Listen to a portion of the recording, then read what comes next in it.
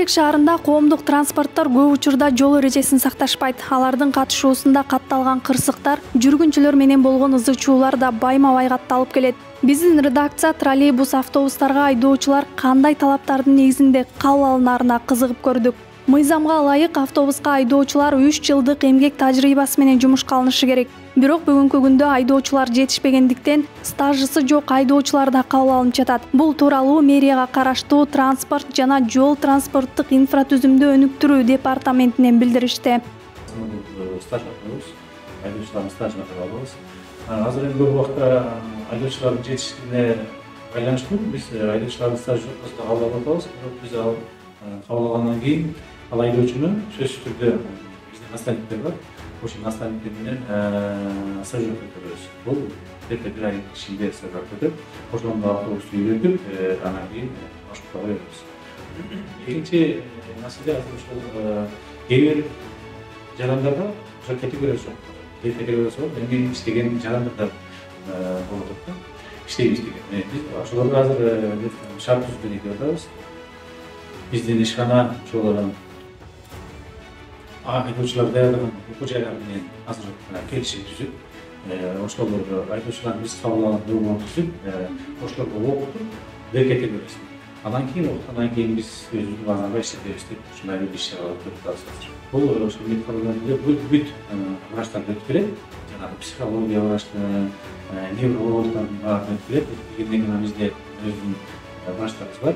Ошолор карап, буга Коомдук транспорттун айдоочулары жол эрежесин бузса келген айып пулду өз чөнтөгүнөн төлөшөт. Ал эми департамент тарабынан эреже сактабаган айдоочуларга кандай чаралар көрүлөт? Жакшы айнашып, мындай штрафтар азайды деп айтсак болот. Орда чындыгы мөкчү. Анан бул айдоочулардын зависит от айдоочулар элдер ооба макул десек түшүнүшөт. Чындыгын алганда намышын янышат.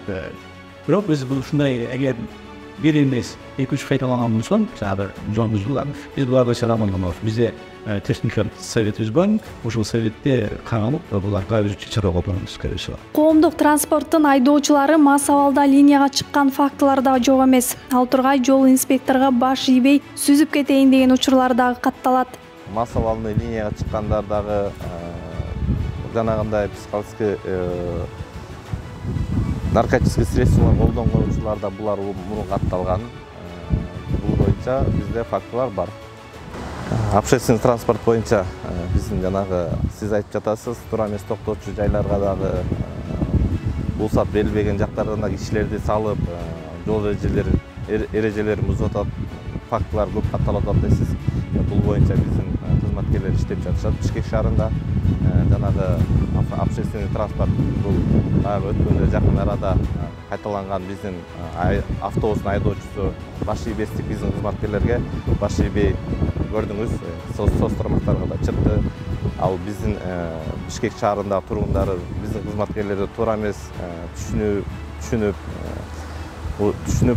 биздин кызматкерлер жаман көргөн учурлар болду. Ал жерде мыйзамга баш ийбей ошол кездерде кызматкер токтоткон учурда баш ийбей өзүнүн билемдиги менен бул боюнча биздин башкы башкармалыктын негизинде иликтөөлөр жүрүп, транспорттун муниципалдык өзүнүн директорлоруна, ошонун бригадирлерине буларга айтылган сунуштама бергенбиз. Насаатчынын айтымында троллейбус жана автобустун айдоочулары күнүнө 2 жолу наркологдон текшерүүдөн өтүшөт. Ошондой эле жыл сайын медициналык кароодон да өтүп турушат. Троллейбустун айдоочусу болуш үчүн булар 20-чы лицейден окуп келишет. 6 ай окушат аяктан, 6 ай окуп келгенден кийин бизге маршрут менен бөлүп беребиз. Элдер менен ошо айдап, үйрөнчүк болуп келишет. 287 саат беребиз. Анан 287 саат айдап бүткөндөн кийин булар эме боюнча, жол эрежеси боюнча экзаменден өтүшөт. Анан жумушка кабыл алабыз. Эртең менен жумушка келгенде мына биякта бизге центральный диспетчер деп коебуз. Мына диспетчерге кирип путевка алышат, путевой лист. Алгандан кийин мына биякта бизде нарколог бар. Наркологдон да текшерилишет. Андан кийин анан линияга чыгышат. Бизде мисалы үчүн ай сайын деп айта албайм. Бизде болуп калат кээде жанагы ДТП деп коебуз го, сүзүшүп алышат.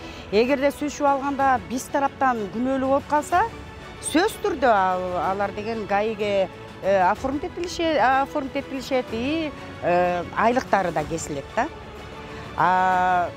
Если мындай жол эрежесин бузгандар болсо, бизде биякта отдел БД деп коебуз, безопасность движения деп коебуз, ошол жактан экзамен тапшырышат да, ошол жака жиберебиз.